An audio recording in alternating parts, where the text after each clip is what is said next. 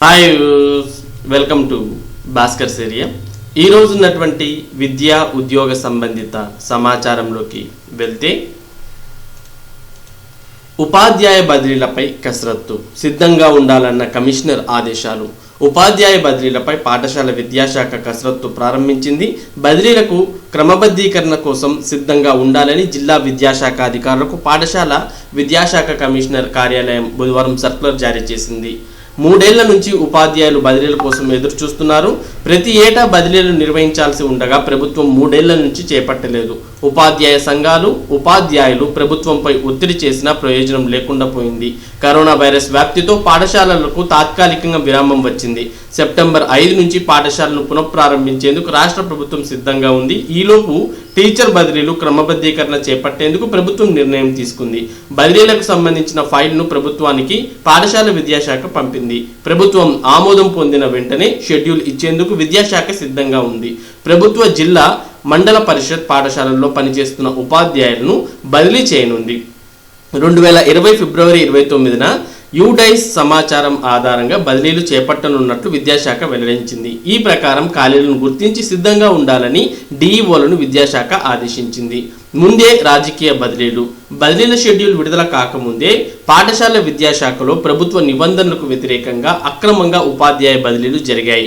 CM సొంత జిల్లా కడపతో పాటు అనంతపురం, కృష్ణా, గుంటూరు, విశాఖపట్నం, నెల్లూరు, శ్రీకాకుళం, ప్రకాశం జిల్లాల్లో రాజకీయ పలుకుబడితో అక్రమంగా బదిలీలు జరిగాయి. ఇలాంటి బదిలీలు 20 జరిగాయి.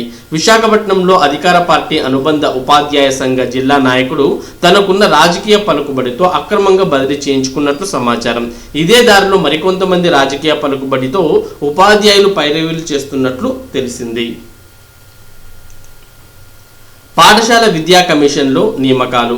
రాష్ట్ర పాఠశాల విద్యా నియంత్రణ పర్యవేక్షణ కమిషన్ పటిష్టతకు ప్రభుత్వం చర్యలు చేపట్టింది. ఇందులో భాగంగా కమిషన్లో 28 పోస్టుల నియామకాలకు పాఠశాల విద్యాశాఖ ముఖ్య కార్యదర్శి బి రాజశేఖర్ మంగళవారం ఉత్తర్వులు ఇచ్చారు. ఇందులో 13 పోస్టులు డిప్యూటేషన్ పై, 15 పోస్టులు అవుట్సోర్సింగ్ విధానంలో భర్తీకి నిర్ణయించారు. కామన్ లా అడ్మిషన్ టెస్ట్ వాయిదా. కామన్ లా అడ్మిషన్ టెస్ట్ క్లాట్ 2020 వాయిదా వేస్తున్నట్లు consortium of national law university పేర్కొంది. బుధవారం నిర్వహించిన సమావేశంలో ఈ మేరకు నిర్ణయం తీసుకున్నట్లు తెలిపింది. షెడ్యూల్ ప్రకారం ఆగస్టు 22న ప్రవేశ పరీక్ష నిర్వహించాల్సి ఉంది. తదుపరి తేదీని సెప్టెంబర్ 1న ప్రకటిస్తామని, పరీక్షకు కనీసం 21 రోజుల వ్యవధి ఉండేలా చూస్తామని clot CLAT convener Balraj Chauhan ఓ ప్రకటనలో తెలిపారు. పింఛన్ కష్టమే. రాష్ట్ర ప్రభుత్వ ఉద్యోగులుగా పనిచేసే ఉద్యోగ విరమణ చేసిన వారు జూలై నెల పింఛన్ కోసం ఇంకా ఎదురు చూస్తూనే ఉన్నారు. ఆగస్టు 5వ తేదీ వచ్చిన వారికి పింఛన్ అందలేదు. నెల మొదట్లో తొలి 2 రోజులు సెలవులు కావడంతో సోమవారం జీతాలు, పింఛన్లు అందుతాయని అంతా ఎదురు చూశారు. అయితే వీరికి బుధవారం నాటికి పెన్షన్ సొమ్ములు అందలేదు. చాలినంతగా నిధులు అందుబాటులో లేకపోవడం వల్లే ఆలస్యం అవుతున్నాయని సమాచారం. 6వ తరగతి ప్రవేశాల గడువు పొడిగింపు. వీటితో పాటు ఇంటర్మీడియట్ గడువు కూడా పొడిగించినటువంటి ఆదర్శ పాఠశాలల్లో 2020-21 విద్యా సంవత్సరానికి 6వ తరగతి మరియు ఇంటర్మీడియట్ ప్రవేశాల గడువును ఆగస్టు 25 వరకు పొడిగించినట్లు సంయుక్త డైరెక్టర్ మధుసూదన్ రావు తెలిపారు. ఆసక్తి గల విద్యార్థులు ఆన్లైన్ ద్వారా దరఖాస్తు చేసుకోవాలని సూచించారు. మరి ఆంధ్రప్రదేశ్ రాష్ట్ర వ్యాప్తంగా ఆదర్శ పాఠశాలలు అనేవి ఉన్న విషయం మనందరికి కూడా తెలిసిందే. మరి ఈ ఆదర్శ పాఠశాలల్లో 6వ తరగతిలో ప్రవేశానికి, అలాగే ఇంటర్మీడియట్ ప్రవేశానికి ఆగస్టు 25వ తేదీని, అంటే రెండిటికి ఆగస్టు 25వ తేదీని గడువుగా విధించడం జరిగింది. అలాగే ఈ గడువును పొడిగించడం కూడా జరిగింది. కాబట్టి ఎవరైనా 6 మరియు ఇంటర్మీడియట్ ప్రవేశాల కోసం ఉన్నట్లయితే వారు ఈ ఆగస్టు 25 లోపల ఆన్లైన్లో అప్లై చేసుకోవాల్సిన అవసరం ఉంటుంది. ఎంఎస్సీ నర్సింగ్ సప్లిమెంటరీ పరీక్షలు వాయిదా.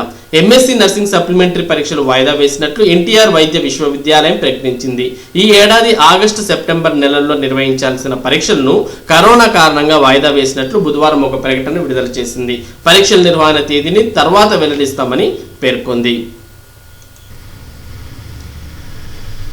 VIT ప్రవేశ ఫలితాలు విడుదల.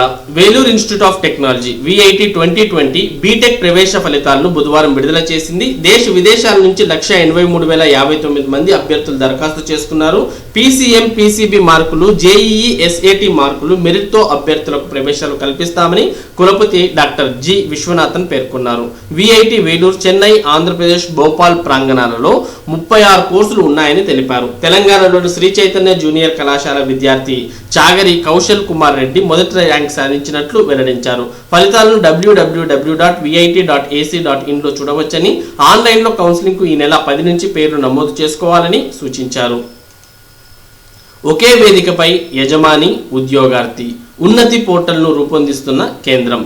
ఉద్యోగాన్వేషణలో ఉన్న నిరుద్యోగులకు, సిబ్బంది, అవసరమైన సంస్థల నిర్వాహకులకు ఉభయతారకంగా ఉండే డిజిటల్ వేదికను కేంద్ర ప్రభుత్వం త్వరలో అందుబాటులోకి తీసుకురానుంది. ఇప్పటి వరకు విడివిడిగా ఉన్న జాబ్ పోర్టల్స్ ను నీతి ఆయోగ్ సంస్థకు చెందిన ఉన్నతి పోర్టల్లో విలీనం చేసి ఒకే డిజిటల్ వేదికను రూపొందించాలని నిర్ణయించింది. ప్రస్తుతం నేషనల్ కెరియర్ సర్వీస్ పోర్టల్ను కేంద్ర కార్మిక మంత్రిత్వ శాఖ, అసిమ్ పోర్టల్ను నైపుణ్యాభివృద్ధి మంత్రిత్వ శాఖ నిర్వహిస్తున్నాయి.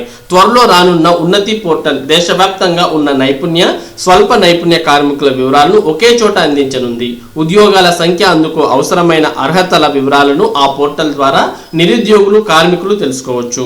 లాక్డౌన్తో వేల మంది కార్మికులు స్వస్థలాలకు తరలి వెళ్లిన పరిస్థితుల్లో తమకు అవసరమైన తగిన అర్హతలున్న కార్మికులు, సిబ్బందిని ఎంచుకోవడానికి సంస్థల యాజమాన్యాలకు ఈ పోర్టల్ ఉపయోగపడుతుంది అని ఓ అధికారి తెలిపారు. ఐటీ వద్దు, సివిల్స్ ముద్దు. సివిల్ సర్వీసెస్ పోస్టులకు ఎంపికైన అత్యధికులు టెక్కీలే. ఆయా రంగాల్లో అనిశ్చితి పరిస్థితులతో సివిల్స్ వైపు మొగ్గు. ఇంజనీరింగ్ అభ్యర్థులకు కలిసి వస్తున్న సివిల్స్ పరీక్షా విధానం. IAS, IPS, IFS వంటి అత్యున్నత సర్వీస్ క్యాడర్ల పోస్టులకు union public service commission UPSC నిర్వహించే సివిల్ సర్వీసెస్ పరీక్షల వైపు ఇంజనీరింగ్ పూర్తి చేసిన యువత ఎక్కువ దృష్టి సారిస్తోంది. గతంలో హ్యుమానిటీస్, సోషల్ సైన్సెస్ లో డిగ్రీ చేసిన వారు సివిల్స్ కు ఎక్కువగా హాజరయ్యేవారు. BE, BTech చేసిన వారు IT తదితర తమ కోర్ గ్రూప్స్ పోస్టుల వైపు వెళ్లేవారు. కానీ గత కొంతకాలంగా ఆర్ట్స్, సోషల్ సైన్సెస్ అభ్యర్థులతో పాటు BE, BTech పూర్తి చేసిన వారు సివిల్స్ వైపు మొగ్గు చూపుతుండడమే కాకుండా మంచి ఫలితాలను సాధిస్తున్నారు. నిపుణులు ఏమంటున్నారంటే, ఇంజనీరింగ్ అభ్యర్థులకు ఇంటర్లో మ్యాథ్స్, ఫిజిక్స్లలో పట్టు ఉండడంతో సివిల్ సర్వీసెస్ ఆప్టిట్యూడ్ టెస్ట్లో మంచి ఫలితాలు సాధిస్తున్నారు. అభ్యర్థుల్లో లాజికల్, రీజనింగ్, ఎనలిటికల్ ఎబిలిటీ, ఆంగ్ల నైపుణ్యం పరిశీలనకు CSAT పెట్టారు. ఈ మూడింటిలోనూ ఇంజనీరింగ్ అభ్యర్థులకు ఎక్కువ పరిజ్ఞానం ఉంటుంది. IT రంగంలో మంచి అవకాశాలు దక్కుతున్నా ప్రైవేట్ రంగంలో అనిశ్చితి పరిస్థితులు, ప్రతికూల వాతావరణాలు, ఉద్యోగ భద్రత లేకపోవడం, జీతాల్లో కోత తదితర కారణాలతో సివిల్స్ వైపు దృష్టి సారిస్తున్నారు. అంతేకాకుండా ఈ అభ్యర్థులు సివిల్స్ మెయిన్స్ పరీక్షల్లో తమ కోర్ గ్రూప్ సబ్జెక్టులను కాకుండా humanities, social sciences subject, anthropology, public administration, sociology, history తదితరలను ఎంచుకొని విజయం సాధిస్తున్నారు.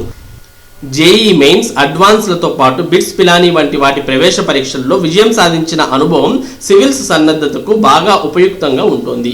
2011 నుంచి ఇప్పటి వరకు జరిగిన సివిల్స్ పరీక్షల ఫలితాల్లో 70% పైగా ఇంజనీరింగ్ పూర్తి చేసిన వారే ఉన్నారని, తమ సంస్థ నుంచి 10 మంది ఎంపికయ్యారని సివిల్ శిక్షణ సంస్థ మెంటర్ ఒకరు వివరించారు. సివిల్స్ 2019లో విజయం సాధించిన మొత్తం 829 మందిలో కూడా ఇంజనీరింగ్ అభ్యర్థులే అత్యధికమని విశ్లేషిస్తున్నారు. ఇక తెలుగు రాష్ట్రాల నుంచి విజయం సాధించిన అభ్యర్థుల్లో కూడా 90% మంది వీరేనని పేర్కొంటున్నారు.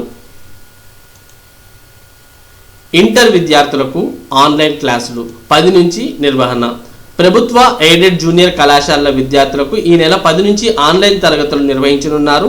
ఈ మేరకు ఇంటర్ బోర్డు కమిషనర్ రామకృష్ణ జారీ చేసిన ఉత్తర్వులు DVEO కార్యాలయానికి అందాయి. ద్వితీయ సంవత్సర విద్యార్థులతో పాటు ప్రథమ సంవత్సరంలో చేరేందుకు దరఖాస్తు చేస్తున్న విద్యార్థులకు జూమ్ యాప్ ద్వారా ఆన్లైన్ క్లాసులు నిర్వహించనున్నారు. విద్యార్థులు స్మార్ట్ ఫోన్, ట్యాబ్ తదితరుల్లో జూమ్ యాప్ను గూగుల్ ప్లే స్టోర్ లేదా యాపిల్ ప్లే స్టోర్ నుంచి డౌన్లోడ్ చేసుకునే విధంగా అధ్యాపకులు అవగాహన కల్పించాల్సి ఉంది. ఈ నెల 8 లోపు అందరూ యాప్ను డౌన్లోడ్ చేసుకోవాల్సి ఉంది. వాట్సాప్ గ్రూప్ ద్వారా తరగతులు. జిల్లాలో 26 ప్రభుత్వ, 7 ఎయిడెడ్ జూనియర్ కళాశాలలు ఉన్నాయి. ఈ కళాశాలల్లో ద్వితీయ సంవత్సరం చదువుతున్న విద్యార్థులు 4200 మంది ఉన్నారు. అదేవిధంగా ప్రథమ సంవత్సరంలో చేరే విద్యార్థులను ఇప్పటికే ఆయా కళాశాలల అధ్యాపకులు ఇంటింటికి వెళ్లి గుర్తించారు. వీరితో అడ్మిషన్లు రాయించారు. వీరికి కూడా ఆన్లైన్ ద్వారా క్లాసులు, బ్రిడ్జ్ కోర్సులు నిర్వహించాలి. వర్చువల్ క్లాసుల కోసం ఆయా కళాశాలకు సంబంధించి వాట్సాప్లో గ్రూప్ను క్రియేట్ చేసి ప్రిన్సిపల్ ప్రిన్సిపల్తో పాటు అధ్యాపకులు, డివిఈఓ, ఆర్ఐఓ విద్యార్థులను అనుసంధానం చేయాలి. సైన్స్, ఆర్ట్స్ గ్రూపులకు సంబంధించి ఒక్కో గ్రూప్ విద్యార్థులకు కనీసం 2 గంటల పాటు తరగతులు నిర్వహించేలా ప్రిన్సిపల్స్ చర్యలు తీసుకోవాల్సి ఉంది. ముందుగా తరగతుల నిర్వహణ కోసం టైం టేబుల్ను రూపొందించాల్సి ఉంటుంది. ఫిజికల్ డైరెక్టర్లు, లైబ్రేరియన్లు, సీనియర్, జూనియర్ అసిస్టెంట్లు, డేటా ఎంట్రీ ఆపరేటర్లు కూడా ఆన్లైన్ క్లాసులకు ఆయా కళాశాలలకు హాజరు కావాల్సి ఉంది. బోధనా ప్రారంభానికి అర్ధగంట ముందు వీడియో కాన్ఫరెన్స్ నిర్వహించి విద్యార్థులందరూ ఆన్లైన్ క్లాసులకు హాజరవుతున్నారా లేదా అనే అంశాన్ని రోజు పర్యవేక్షించాల్సి ఉంటుంది. వివరాల నమోదు. ఇంటర్ విద్యార్థులకు ఆన్లైన్ క్లాసుల నేపథ్యంలో ప్రతి కళాశాల నుంచి అన్ని వివరాలను నమోదు చేయాల్సి ఉంటుంది. వాట్సాప్ గ్రూప్ ద్వారా తేదీ, సమయం, తరగతి, సెక్షన్, సబ్జెక్ట్, అధ్యాపకుడి పేరు, విద్యార్థుల సంఖ్య, హాజరైన విద్యార్థులు, గైహాజరైన వారి వివరాలను రోజు ఇంటర్ బోర్డుకు పంపాల్సి ఉంది. ముందుగా అన్ని కళాశాలల ప్రిన్సిపల్స్, అధ్యాపకులతో సమావేశం నిర్వహించి వారం రోజుల ఆన్లైన్ క్లాసులకు సంబంధించిన పాఠ్య ప్రణాళికను జిల్లా వృత్తి విద్యాశాఖాధికారికి అందజేయాల్సి ఉంటుంది. ఆన్లైన్ క్లాసులు నిర్వహిస్తాం. ఈ నెల 10 నుంచి ఇంటర్ విద్యార్థులకు ఆన్లైన్ క్లాసులు నిర్వహించనున్నాం. ప్రథమ సంవత్సర విద్యార్థులకు బ్రిడ్జ్ కోర్సులు నిర్వహిస్తాం. 2 రోజుల్లో టైం టేబుల్ను రూపొందించి దీని ప్రకారం ఆన్లైన్ క్లాసులను నిర్వహించనున్నాం. వెంకట శేషయ్య, జిల్లా వృత్తి విద్యాశాఖాధికారి. మరి ఇవి ఈరోజు ఉన్నటువంటి విద్యా ఉద్యోగ సంబంధిత సమాచారం. ఇటువంటి ముఖ్యమైన సమాచారాన్ని భాస్కర్స్ ఏరియా మీకు ప్రతిరోజు అందించడం జరుగుతుంది. మరి ఈ సమాచారం మీరు కూడా ప్రతిరోజు పొందాలి అంటే మన భాస్కర్స్ ఏరియా ఛానల్కు సబ్స్క్రైబ్ అవ్వండి. Thank you for watching this video.